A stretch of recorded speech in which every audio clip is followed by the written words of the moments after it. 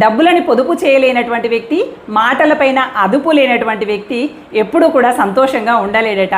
ఎందుకు అంటే డబ్బులు చేతిలో కనిపించగానే ఖర్చు చేసేస్తుంటాడు, మళ్ళీ ఎవరి ముందో ఒకరి ముందు చేయి చాచుతూ ఉంటాడు.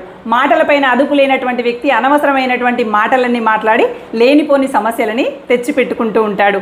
ఈ రెండు లక్షణాలు కలిగినటువంటి వ్యక్తి నిత్యం జీవితంలో సమస్యలతో పోరాటం చేయాల్సిందే. అందుకని ఈ రెండు లక్షణాలు మీలో లేకుండా చూసుకోండి. ఒక్కొక్కసారి మనం ఏదైనా పని చేసినప్పుడు వాళ్ళేమనుకుంటారో వీళ్ళేమనుకుంటారో అని చెప్పి బాధపడుతూ ఉంటాము, అతిగా ఆలోచిస్తూ ఉంటాము. కానీ వాస్తవానికి అక్కడ మన గురించి ఆలోచించేంతటి తీరిక, ఓపిక వాళ్ళ జీవితాల్లో ఉండవు. అసలు మనం ఒకరు ఉన్నాము అని చెప్పి కూడా వాళ్ళకి గుర్తుండదు. ఆ జరిగిన సంఘటన వాళ్ళు ఎప్పుడో మర్చిపోతారు. కానీ మనం మాత్రం వాళ్ళనుకున్నారో వీళ్ళనుకున్నారో అనుకుంటూ మన సమయాన్ని అధికంగా ఆలోచిస్తూ ఆందోళనకి గురి అవుతూ ఉంటాం. అందుకని వాళ్ళేమో అనుకుంటున్నారు వీళ్ళేమో అనుకుంటున్నారు అనేటువంటి ఆలోచనని వెంటనే కట్టిపెట్టండి. సంతోషంగా ముందడుగు వేయండి. ఒక్కొక్కసారి మనం ఏదైనా పని చేసినప్పుడు వాళ్ళేమనుకుంటారో వీళ్ళేమనుకుంటారో అని చెప్పి బాధపడుతూ ఉంటాము, అతిగా ఆలోచిస్తూ ఉంటాము. కానీ వాస్తవానికి అక్కడ మన గురించి ఆలోచించేంతటి తీరిక, ఓపిక వాళ్ళ జీవితాల్లో ఉండవు. అసలు మనం ఒకరు ఉన్నాము అని చెప్పి కూడా వాళ్ళకి గుర్తుండదు. ఆ జరిగిన సంఘటన వాళ్ళు ఎప్పుడో మర్చిపోతారు. కానీ మనం మాత్రం వాళ్ళనుకున్నారో వీళ్ళనుకున్నారో అనుకుంటూ మన సమయాన్ని అధికంగా ఆలోచిస్తూ ఆందోళనకి గురి అవుతూ ఉంటాం. అందుకని వాళ్ళేమో అనుకుంటున్నారు వీళ్ళేమో అనుకుంటున్నారు అనేటువంటి ఆలోచనని వెంటనే కట్టిపెట్టండి. సంతోషంగా ముందడుగు వేయండి. నీ మంచి కోరి ఒక్క మాట చెప్తున్నా, ఎప్పటికీ గుర్తుపెట్టుకో. నువ్వు మానసికంగా ఎంత దృఢంగా మారితే నీ సమస్యలు అంత తేలికగా మారిపోతాయి. అలా కాకుండా నువ్వు మానసికంగా కనుక కుంగిపోయినట్లయితే సమస్యలు దృఢంగా మారుతాయి. ఈ విషయాన్ని మర్చిపోకుండా సమస్య వచ్చిన ప్రతిసారి గుర్తుపెట్టుకొని మానసిక ధైర్యాన్ని కోల్పోకుండా మరింత దృఢంగా మారేటువంటి ప్రయత్నం చేయండి. ఖచ్చితంగా ఎంతటి సమస్యనైనా సులువుగా ఎదుర్కోగలుగుతారు. జీవితంలో ముందుకు వెళ్ళాలని తాపత్రయపడుతున్నప్పుడు బాధ్యతలు, కష్టాలు నిన్ను వెనక్కి లాగుతూ ఉంటాయి. అలాంటప్పుడు నిరుత్సాహపడిపోయి మొదలుపెట్టినటువంటి పనిని అక్కడే ఆపేయకు. ఎందుకు అంటే వెనక్కి లాగబడినటువంటి బాణం మాత్రమే మరింత వేగంగా ముందుకు దూసుకొని లక్ష్యాన్ని చేరగలుగుతుంది. అదేవిధంగా వెనక్కి లాగబడిన ప్రతిసారి నీ లోపల మరింత చైతన్యం నింపుకొని జీవితంలో ముందుకు వెళ్ళాలి అనేటువంటి తాపత్రయాన్ని మరింత మెరుగుపరుచుకొని ముందుకు వెళ్ళేటువంటి ప్రయత్నం చేయాలి తప్ప ఎదురైనటువంటి అవాంతరాలకి, బాధ్యతలకి భయపడి, కష్టాలకు భయపడి నీ లక్ష్యాలని ఎప్పుడూ వదిలిపెట్టకూడదు. నీలో ఉన్నటువంటి తెలివితేటలని, ప్రతిభని బహిర్గతపరచడానికి వచ్చేటువంటి ప్రతి చిన్న అవకాశాన్ని సద్వినియోగం చేసుకొని దూసుకు వెళ్తున్నటువంటి బాణంలా లక్ష్యాల తీరం చేరుకునేటువంటి ప్రయత్నం చేయి. ఖచ్చితంగా అనుకున్నది సాధిస్తావు. మీరంటే పడిచచ్చేటువంటి వారి ప్రేమని అధికంగా నిర్లక్ష్యం చేయకండి. ఎందుకు అంటే మీ ప్రేమ కోసం ఎదురు చూసి విసిగిపోయి ఒక్కసారి మిమ్మల్ని వద్దు అని అనుకునేటువంటి పంతాన్ని చూస్తే మీరు తట్టుకోలేరు. ఎంతటి ప్రేమని ఇవ్వగలరో అంతటి పంతం కూడా వీరి దగ్గర ఉంటుంది. ఒక్కసారి మిమ్మల్ని నా వారు కాదు అనుకున్నారంటే ఆ దూరాన్ని మీరు ఇంకెప్పటికీ చేరుకోలేకపోయేటువంటి ఆస్కారం ఉంది. అందుకని మిమ్మల్ని ప్రేమించేటువంటి వాళ్ళని పలుమార్లు నిర్లక్ష్యం చేయకండి. ఏదో ఒకరోజు వాళ్ళ మనసుకు గాయమై మిమ్మల్ని నా వారు కాదు అనుకున్నారు అంటే ఆ బాధని మీరు తట్టుకోలేక మానసిక వ్యధకి గురి అయ్యేటువంటి అవకాశం ఉంది. అందుకని మిమ్మల్ని ప్రేమించేటువంటి వాళ్ళ పట్ల అధిక నిర్లక్ష్యాన్ని చూపించి విలువైనటువంటి ప్రేమని కోల్పోకండి. అనవసరమైనటువంటి సందర్భాలలో అతి కోపాన్ని ప్రదర్శించి పశ్చాత్తాపపడేటువంటి క్షణాలలో మనం ఎప్పటికీ ఉండకూడదు. పశ్చాత్తాపపడేటువంటి వ్యక్తులుగా కాకుండా విజ్ఞతతో ఆలోచించేటువంటి వ్యక్తులుగా మనం ఉండేటువంటి ప్రయత్నం చేద్దాం. అత్తాకోడళ్ళ వైరంలో జరిగినటువంటి సంఘటనలు, అత్తింటి చాడీలన్నీ అమ్మకు చెప్పాలనేటువంటి ఆరాటం కోడలిది. కోడలు గురించి చాడీలు వాళ్ళ అమ్మాయికి చెప్పాలనేటువంటి ఆరాటం అత్తది. వాళ్ళిద్దరిలో మార్పు రానంతకాలం ఈ వైరం వీడదు. అత్తా కోడళ్ళు ఒకసారి ఆలోచించండి. మన వయస్సు వల్లనో మనం ఉండేటువంటి పదవి వల్లనో మనకి గౌరవం లభించవచ్చు. కానీ కేవలం మన ప్రవర్తన వల్ల మాత్రమే మనకి మర్యాద అనేది లభిస్తుంది అని ఎప్పుడూ మర్చిపోకండి. గౌరవం అనేది నువ్వు ఉన్నటువంటి పదవి వల్లనో లేదనంటే నీకున్నటువంటి వయస్సు వల్లనో గౌరవం ఇవ్వాలి అనేటువంటిది అవతలి వ్యక్తికి కనీసమైనటువంటి బాధ్యత అని తెలుసు కాబట్టి అవతలి వ్యక్తి నిన్ను గౌరవించగలుగుతారు. కానీ నీ ప్రవర్తన ఏ విధంగా ఉన్నది అనేదాన్ని బట్టి మాత్రమే నీకు మర్యాద ఇవ్వగలుగుతారు. ప్రవర్తనలో ఏ మాత్రం తేడా ఉన్నా కేవలం గౌరవం మాత్రమే దొరుకుతుంది. ప్రతిరోజు మనకు అనుకూలంగా ఉండనే ఉండదు. కొన్ని రోజులు అననుకూలమైనటువంటి రోజులు ఉంటాయి. అలా మనకు అనుకూలంగా లేనటువంటి రోజుల్లో మౌనంగా ఉండగలిగితే అనుకూలమైనటువంటి రోజులు వచ్చినప్పుడు అన్ని ప్రశ్నలకు సమాధానాలు ఖచ్చితంగా దొరుకుతాయి. అందుకోసమని మీకు అనుకూలంగా లేనటువంటి రోజుల్లో మదన పడుతూ ఉండకండి. మీకు అనుకూలమైనటువంటి రోజులు వస్తాయి. ఖచ్చితంగా ప్రతి ప్రశ్నకి సమాధానం దొరుకుతుంది. అనుకూలంగా లేనటువంటి రోజుల్లో వీలైనంత వరకు మౌనంగా ఉండటం మాత్రమే నేర్చుకోండి. కోపము, తుఫాను రెండు ఒకటే. తారాస్థాయిలో విపరీతంగా విరుచుకుపడతాయి. అవి పూర్తిగా తగ్గి ప్రశాంతత చేకూరే వరకు కూడా తెలియదు అసలు మనం ఏమి కోల్పోయామో, ఎంత నష్టం జరిగిందో. అందుకని విపరీతమైనటువంటి కోపం వచ్చినప్పుడు కాస్త ముందుగానే మిమ్మల్ని మీరు అరికట్టుకునేటువంటి ప్రయత్నం చేయండి. లేదనంటే ఆ కోపం పూర్తిగా తగ్గిన తర్వాత వెనక్కి తిరిగి చూసుకుంటే మీరు కోల్పోయినటువంటి, నష్టపోయినటువంటి అంశాలు ఎన్నో ఉంటాయి. అందుకని విపరీతమైనటువంటి కోపం వచ్చినప్పుడు జాగ్రత్త సుమా. కొన్ని కుటుంబాలలో తల్లి, మరికొన్ని కుటుంబాలలో తండ్రి విలన్గా కనిపిస్తూ ఉంటారు మనకి. పిల్లల ఎదుగుదల కోసమై పిల్లలు జీవితంలో ఒక మంచి స్థానంలోకి వచ్చే వరకు కూడా వీళ్ళ ప్రేమని దాచుకొని పిల్లల పట్ల కఠినంగా ప్రవర్తిస్తూ ఉంటారు. వాళ్ళకి ట్రైనింగ్ ఇచ్చేటువంటి అధికారిలాగా వీళ్ళ పట్ల నిజమైనటువంటి ప్రేమను దాచిపెట్టుకొని వాళ్ళు గొప్పగా మారాలనేటువంటి ఉద్దేశంతో కాస్త కఠినంగానే వాళ్ళతో వ్యవహరిస్తారు.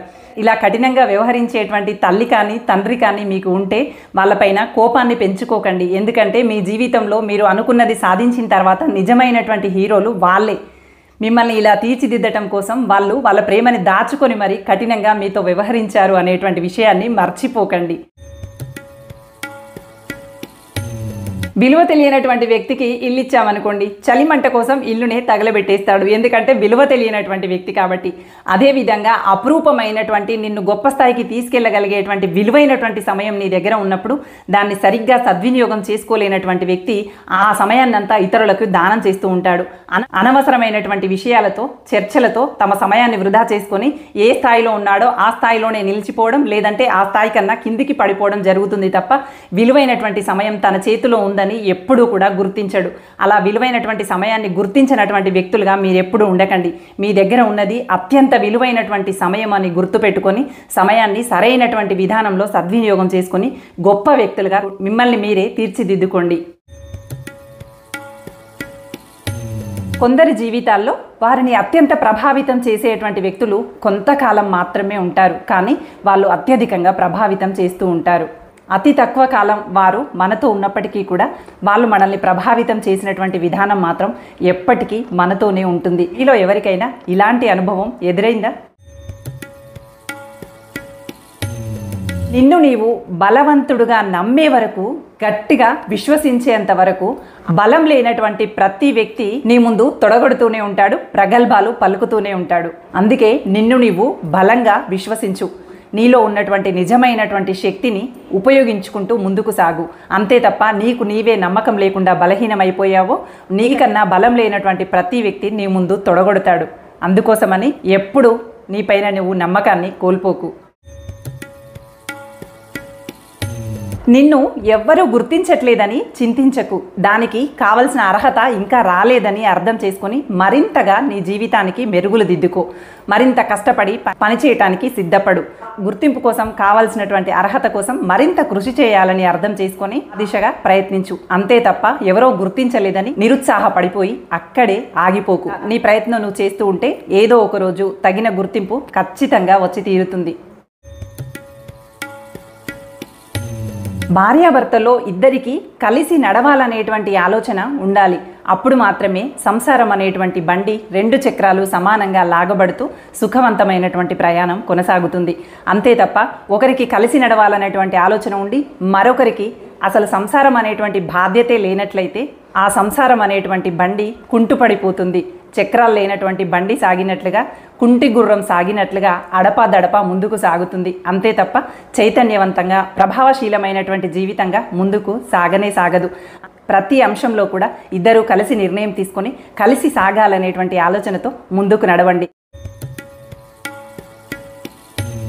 కోపం వచ్చేప్పుడు ఒంటరిగానే వస్తుంది, కానీ ఎంతో కాలం నుండి నువ్వు కూడగట్టుకున్నటువంటి శ్రేయోభిలాసులని, స్నేహితులని, కష్టపడి సంపాదించుకున్నటువంటి మంచితనాన్ని, పరువు ప్రతిష్టలని, సన్నిహితులని అందరినీ తనతో పాటు తీసుకొని వెళ్ళి మనల్ని ఒంటరిగా మిగులుస్తుంది. చిరుకోపాలు, చిన్న చిన్న బెదిరింపులు సహజమే, కానీ అత్యధికమైనటువంటి కోపం, ఆవేశం మాత్రం ఖచ్చితంగా మనల్ని ఒంటరిగానే మిగులుస్తుంది. కోపం వచ్చినప్పుడు జాగ్రత్త సుమా.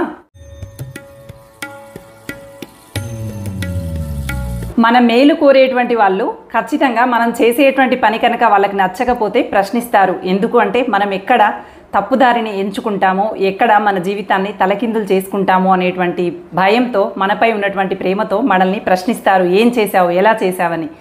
అదే మనపై ఎటువంటి అభిప్రాయం లేనటువంటి వ్యక్తులు, మనం చెడిపోతే వాళ్ళకి సంబంధం లేదు, మనం బాగుపడినా వాళ్ళకు సంబంధం లేదు అనుకునేటువంటి వ్యక్తులు మాత్రం మనం ఏ పని చేసినా మనల్ని పొగుడుతూనే ఉంటారు, మన చుట్టూ భజన చేస్తూనే ఉంటారు. ఎందుకు అంటే వాళ్ళ అవసరం తీర్చుకోవటం కోసం మాత్రమే మనతో అలా ప్రవర్తిస్తారు. అంతే తప్ప మనపైన నిజమైనటువంటి ప్రేమ కానే కాదు.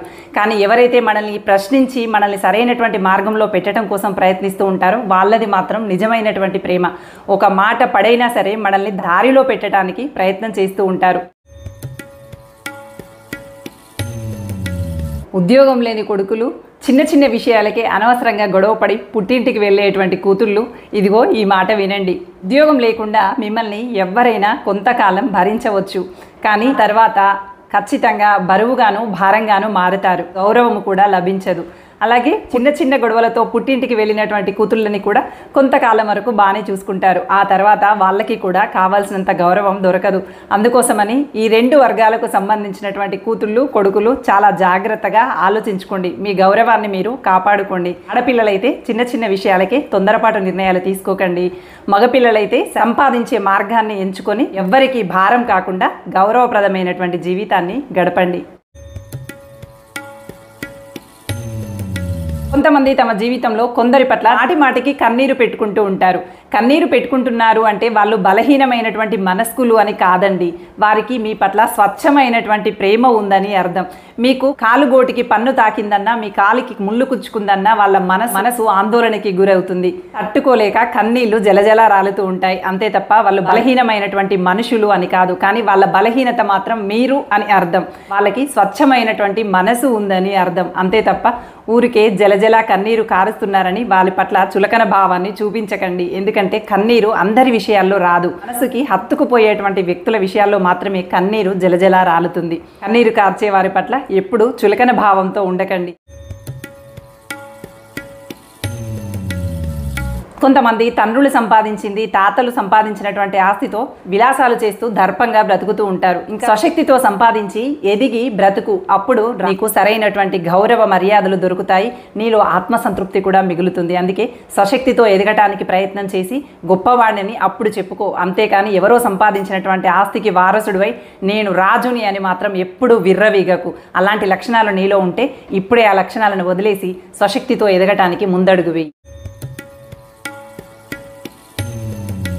మంచి రోజులు ఎప్పుడు ఒకేలాగా ఉంటాయని మనం నమ్మినటువంటి వ్యక్తులు ఎప్పుడు మనతో ఒకేలాగా ఉంటారని అనుకుంటాం. కానీ నిజానికి వాళ్ళలో ఇంకో కోణం కూడా ఉంటుంది. అలాంటప్పుడు మనకి కాలం కొత్తగా కనిపిస్తుంది.